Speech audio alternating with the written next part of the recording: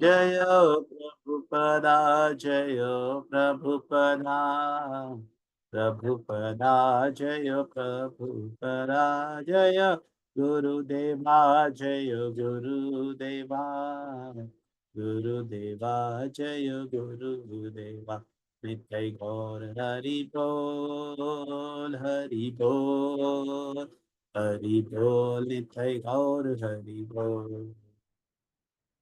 जगत गुरु श्री प्रभुपाद की जय। पतित पावन गुरु महाराज की जय। निताय गौर प्रेमानंदे। ओम नमो भगवते वासुदेवाय। ओम नमो भगवते वासुदेवाय। ओम नमो भगवते वासुदेवाय। नारायणं नमस्कृत्यं नरं चैव नरोत्तमं देवीं सरस्वतीं व्यासं ततो जयमुदीरयेत्।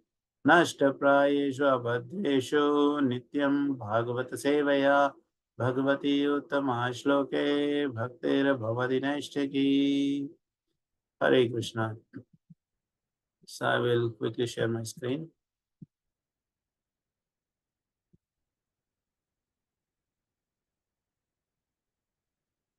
Please confirm if you are able to view Vedabase. Yes, Prabhu.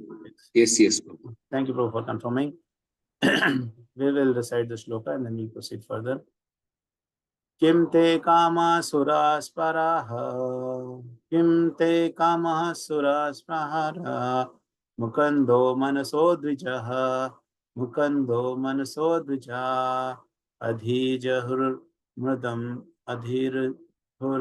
ragna, adhirhur mudam ragna, shuddhitasya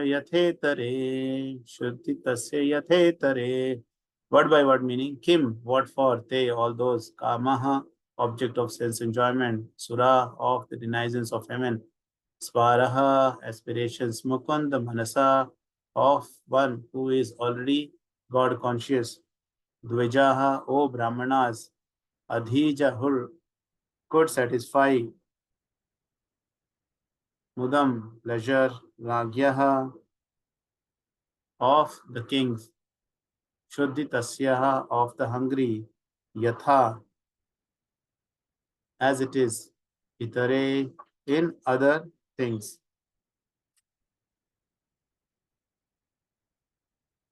Just give me a second. Translation and purport by His Divine Grace, S.C. Bhaktivedanta Swami Srila Prabhupada ki jai. O Brahmanas, the opulence of the king was so enchanting that the denizens of heavens aspired for it. But because he was absorbed in the service of the Lord, nothing could satisfy him except the Lord's service. Purport by Srila Prabhupada. So purport is lengthy. So what we will do, we will read and we will understand few points as we proceed. Srila Prabhupada ki jai. So we are reading this chapter number 12. So chapter number 12 is about, can somebody tell me what it is about? It's about the birth of Parikshit Maharaj. Very wonderful devotee, amazing devotee, and because of him we are all able to understand Bhagavatam, hear Bhagavatam. During the beginning of the Bhagavatam, I was reciting the shloka Nityam Bhagavata Sevaya Nashtaprayeshu Abhadreshu Nityam Bhagavata Sevaya. So that is a fact. If we are reciting, if we are reading Srimad Bhagavatam on a daily basis, then it is going to remove all the anarthas from our life. That is why Nityam Bhagavatam Sevaya is very, very important. And we get this opportunity anyways every day in the morning when we join the session, we have Srimad Bhagavatam on a daily basis. So this is not a small thing, but it is a very, very big thing, wonderful thing, which is happening in our lives through reading Srimad Bhagavatam on a daily basis. But this Srimad Bhagavatam was not possible if Parikshit Maharaj had not accepted, the curse. He had all the powers to counteract the curse. In the previous, in the 6th canto, we were studying in temple about Narayana Astra. So it was Parikshit Maharaj who was hearing directly from Sukadev Goswami the glories of Narayana Astra, how by reciting Narayana Astra, by following the principles of Narayana Astra, Narayana Kavacha, Indra was able to get back his lost kingdom, and not only get back his lost kingdom, but defeat the demons, thrash the demons actually. So if it were us in the place of Parikshit Maharaj, we would have thought about it that, oh, it is this is the thing, this is the powerful tool. Now I have understood. Now why do I need to die? I can just fulfill the condition of Narayana Kavacha, and I'm such a powerful devotee. Parikshit Maharaj can think like this, and he would have easily counteracted the curse of that Brahmana very easily. But then, as a devotee, he took charge of, took the responsibility of proceeding ahead and looking for Srimad Bhagavatam. And then when he heard the Srimad Bhagavatam, it is because of his glories that we are today in a position, sitting in a position to read comfortably Srimad Bhagavatam. Of course, we had later on the translation by Srila Prabhupada and all other devotees. Mercy, definitely it is there. But then the beginning was from Parikshit Maharaj, and that is the mood of a Vaishnava. A Vaishnava is always fulfilling for others. A Vaishnava does not behave in a manner of a housefly. Housefly has a habit of always looking for the dirty things, and always it goes and sits on the dirty things and spreads infection. But on the other side, you see another insect. Radhana Swami or Maharaj was mentioning in one of the lecture that there is another insect which is similar to housefly, and that is honeybee. Honeybee also looks like almost similar, same wings kind of thing. But then honeybee doesn't enjoy sitting on the dirty things. You would have never seen honeybee sitting in the garbage. Honeybee will go to the flowers and take the nectar and make the honey out of it. And the same honey is utilized by even by the human beings. It is nourishing for everybody. So that is the mood of a devotee. A devotee is like a honeybee. And here we see Parishit Maharaj also in the similar mood, like a honeybee, where he is churning the nectar of Srimad Bhagavatam, and later on we are getting the benefit out of it. And it became all the more sweet when Parishit Maharaj was asking questions to Sukdev Goswami, and it was Sukdev Goswami who was narrating Srimad Bhagavatam. That is why it became very, very sweet. So we also see that Brahmanas nowadays, Brahmanas, they are not very perfect. I heard a lecture, Amrendra Prabhu was mentioning that one of the Brahmana was reciting Shraddh mantras of the person who was alive, between husband and wife. The wife died and husband was alive.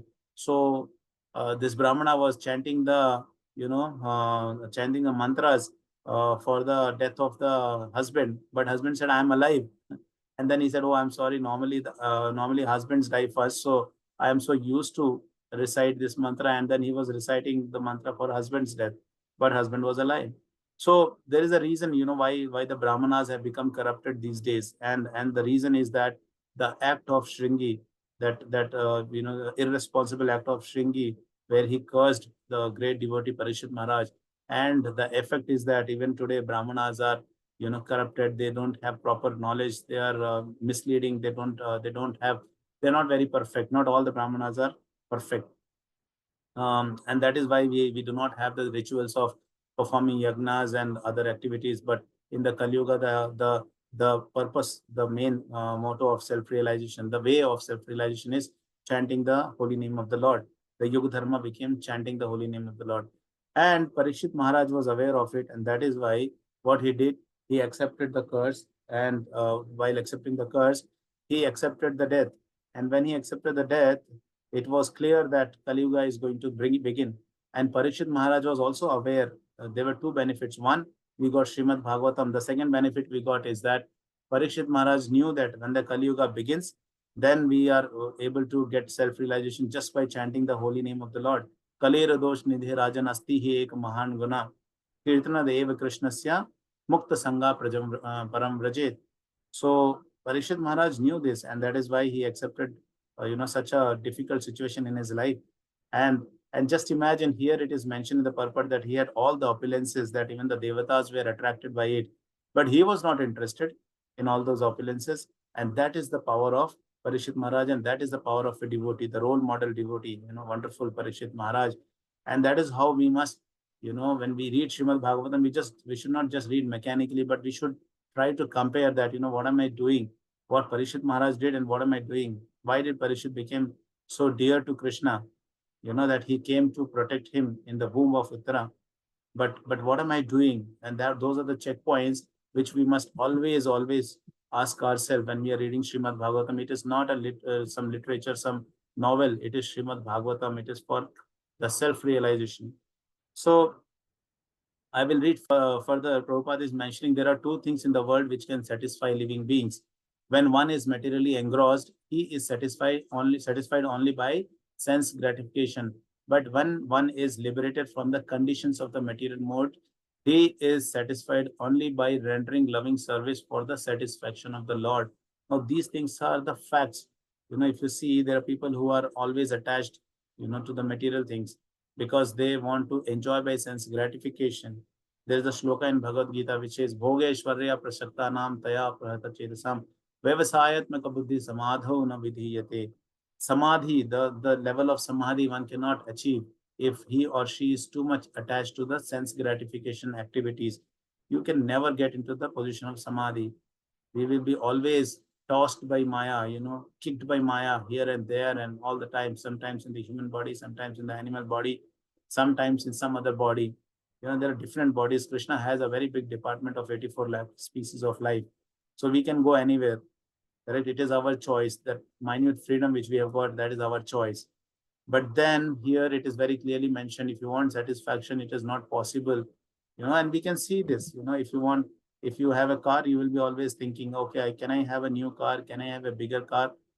Can I have the latest model? Something like that. The moment you see, it is the tendency of jiva to, to enjoy by capturing it, by occupying it. They want to do bhoga. That's the conditioned living entities situation. But actual condition of jiva is, actual nature of jiva is jivere swarupe hoye krishnera nityadas. So if they forget their actual position, actual swarupa, actual nature, that is when they try to get benefit out of these sense gratification activities, and they suffer a lot. They suffer a lot. I was hearing a lecture of Radhisham Prabhuji, and Prabhuji was mentioning there are different losses if you are trying to enjoy sense gratification. One thing, it is very expensive. If you want to enjoy your senses, you want to go for a movie, you want to go for some material karmi trip, it is very, very expensive, correct? And then first thing is expensive, it is difficult for the pocket. The second thing is it invites a lot of dissatisfaction and diseases. If somebody wants to eat a lot because he wants to enjoy, I want to eat, you keep eating, you will get cholesterol, correct? So similarly, you see any other activities, if one is not satisfied with his own wife, then he will look for the extramarital affairs. And the result of extramarital affairs, the person will have a lot of diseases, and the person will be all the more dissatisfied. The family life will be destroyed, like it happened to Ajamila. And then in the end, there is a possibility that the person can, get the police action or something, disturbing things happening in his life.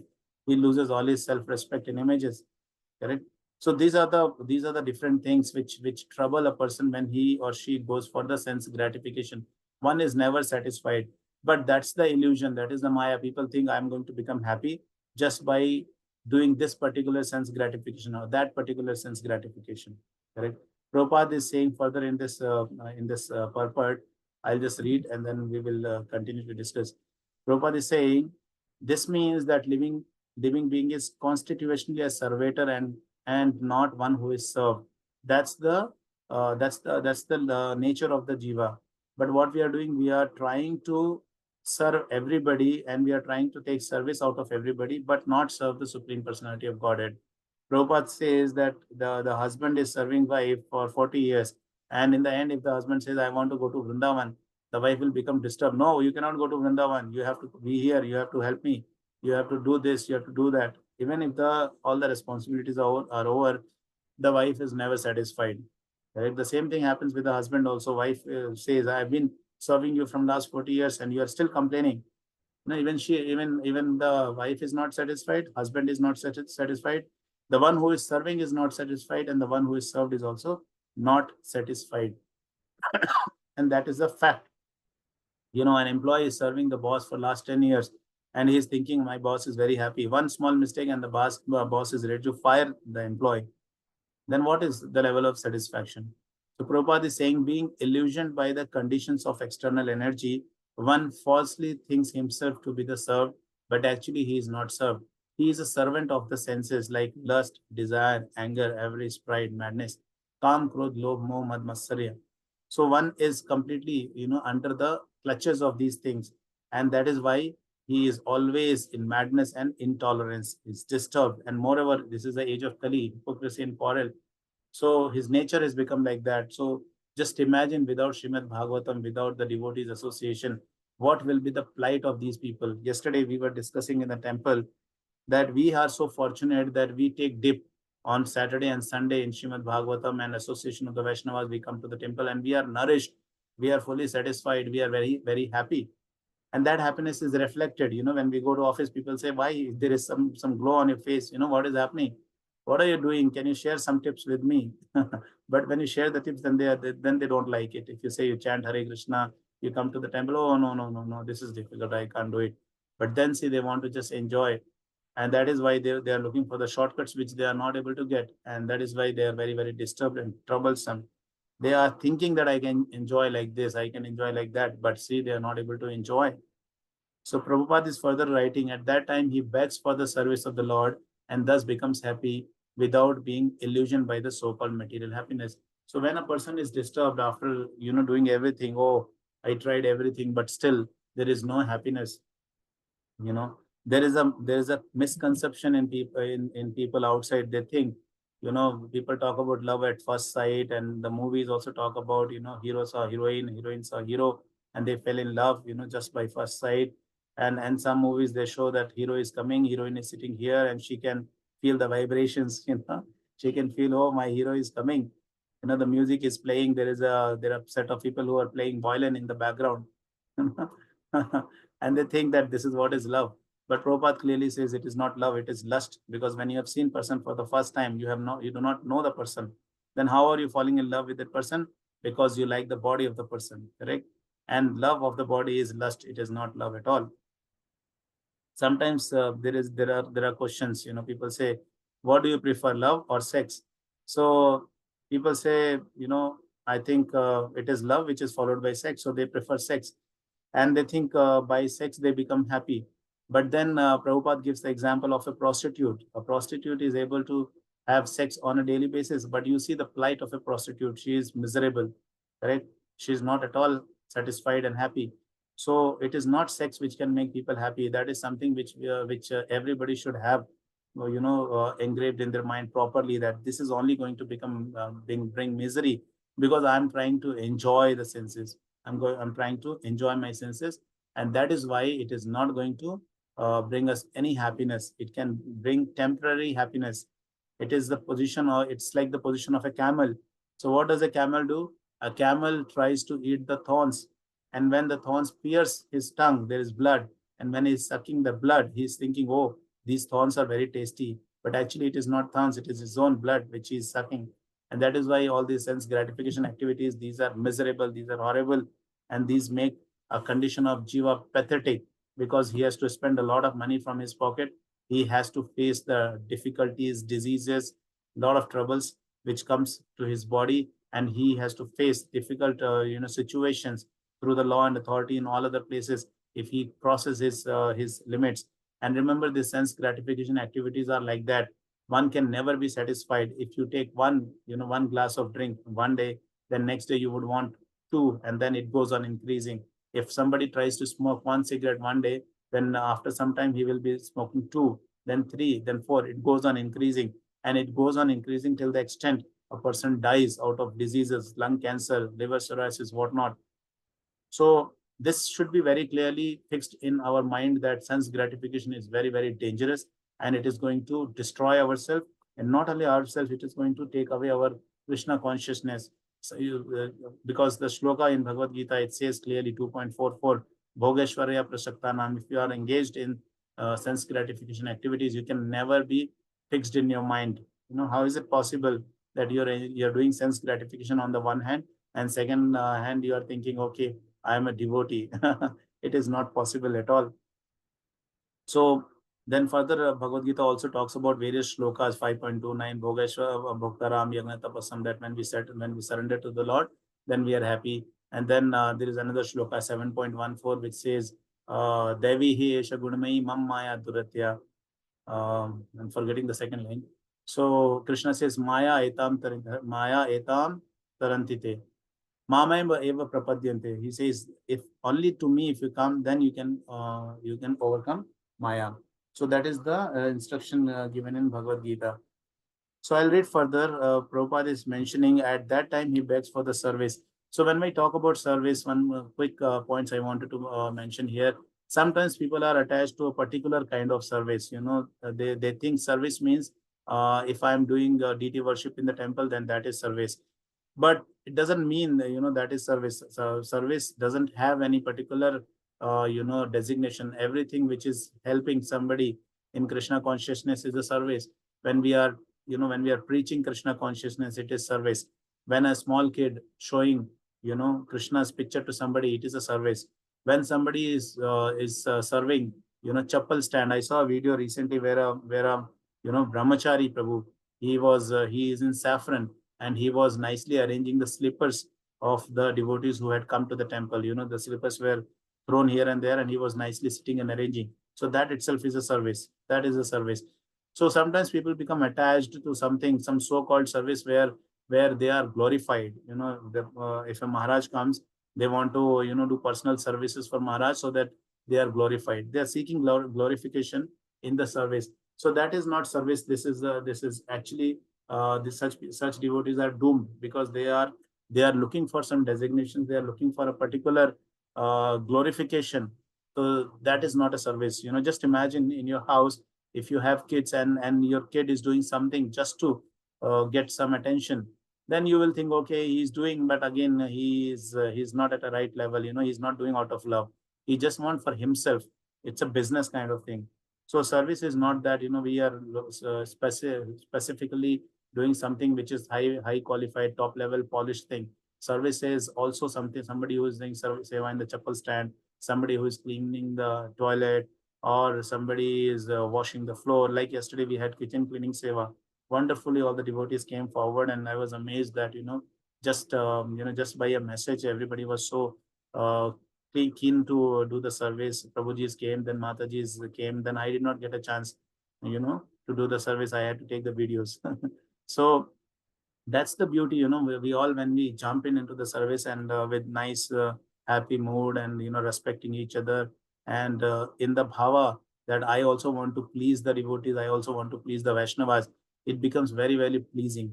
But on the other side, if everybody wants to do something which doesn't need a lot of hard work, which is very, very easy, and say, I will only do this much, I can't do other things, you put some other people into other things, then that is not service. We all should able to judge ourselves, that what am I doing? Am I trying to serve the Supreme Lord, or am I trying to serve myself and get glorified? So this is the important, because here Prabhupada is saying, when somebody begs for the service of the Lord and then becomes happy without being illusioned by the so-called material happiness. So we will read further. The whole material world is full of hungry living beings. The hunger is not for good food, shelter, or sense gratification. The hunger is for the spiritual atmosphere. Due to the ignorance only, they think the world is dissatisfied because there is not sufficient food, shelter, defense, and objects of sense gratification. So Prabhupada used to become very angry when somebody used to say population is more, and there is a scarcity of food, shelter, and all. It is not possible. This is an illusion. When the king is pious, then the mother earth will produce so many, so much of grain that there can never be hunger. I was reading, I'm not sure the number of years.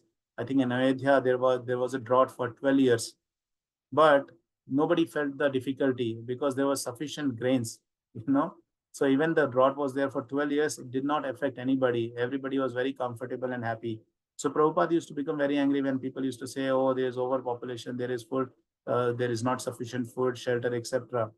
It is because people are not making their choices correctly. The kings are not pious, and they are not following the laws of dharma, and that is why they have become a burden on the Mother Earth, and Mother Earth won't produce.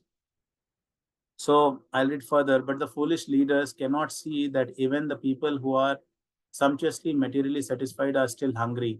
So here Prabhupada is talking about the hunger which is there for the spiritual atmosphere. It is not for money. It is not for the food. It is not for a very big house.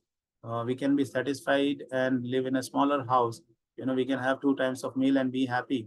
But if we do not have the spiritual atmosphere, then we can never be happy. Even if we eat 10 times, or we have a very big bungalow, or we have a very, very big car, it will never satisfy us. And that is the fact. And that we can see in our lives, looking into the example of people. So I will quickly finish the last paragraph. Such hunger can be satisfied only when the living being is situated in immortality, which is attained in the spiritual sky, far, far above the Brahmaloka, in the association of the Lord Mukunda, the Lord who awards his devotees the transcendental pleasure of liberation. So that is the point. This is what can bring us happiness, otherwise not. So these were a few of the points which we read in this wonderful shloka today, which is Srimad Bhagavatam 1.12.6. The time is up. I will take a pause now, and I request devotees to come up with your questions or any clarification if you have, or you can also make any comments. Hare Krishna. Srila Prabhupada ki jai, Patita Pavan Guru Maharaj ki jai, Nitai Gaur Premanande.